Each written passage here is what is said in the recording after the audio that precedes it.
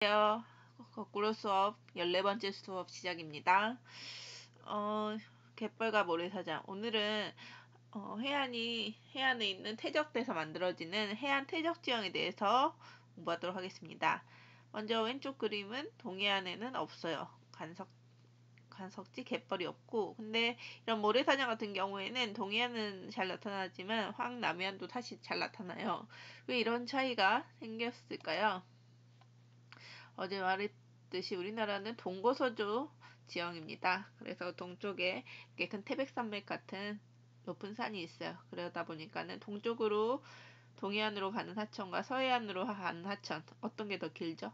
네, 서해안이 훨씬 길죠. 그래서 같은 암석이 흘러가더라도 동해안은 짧다 보니까 뭐 자갈, 모래, 나 서해안, 남해안 같은 경우에는 멀리까지 가야 되잖아요. 그러다 보니까는 갯벌이 좀 많이 생기게 됩니다. 점토가 많이 생겨서 갯벌까지도 많이 생기게 된 거죠. 오늘 태적 지역에서 해안 태적 지형에서 중요한 게 석호라는 지형이 굉장히 중요해요. 먼저 볼게요. 해수면이 상승하면서 바다가 육지 쪽으로 들어간 거, 이걸 만이라고 했죠. 만이 형성됩니다. 그 후에 여기 같은 경우에는 해안과 평행하게 흐르는 그 연안류라고 있었죠. 연안류를 따라서 모래가 이동해서 바다 쪽으로 퇴적을 해요. 이거를 사주라고 하는데 사주가 나중에 되면 어떻게 될까요? 붙어버려요. 그래서 만의 입구를 막으면은 우리가 오늘 하는 중요한 석호가 됩니다. 그러면 이 석호는 갈수록 어떻게 될까요? 네, 이 석호 같은 경우에는 여기가 막혀 있고, 그다음에 이 하천이 이렇게 여기 석호로 오게 되는데, 하천은 흙 같은 거를 갖고 다닌다고 했죠. 그래서 이런 흙을 쌓고 하면 나중에 석호는 이렇게 면적이 줄어듭니다. 그리고 석호는 처음에는 바닷물에서 이렇게 들어왔기 때문에 작지만 갈수록 이 염도가 낮아지게 됩니다. 막혀 있으니까요. 그래서 이런 식으로 사주, 석호가 있습니다. 강릉 경포대도 여기 사주, 이쪽에 석호가 있고요. 이 그림으로 봤을 때 여기가 사주인지 석호인지를 알 수가 있어야 돼요. 여기 보니까는 육계도라는 게 있는데, 여기 같은 경우에는 육지에서 발달한 사주가 주변의 섬이랑 연결돼요. 그러면 이 사주랑 연결된 섬을 육계도라고 하고, 이 섬과 연결된 사주를 육계사주라고 합니다.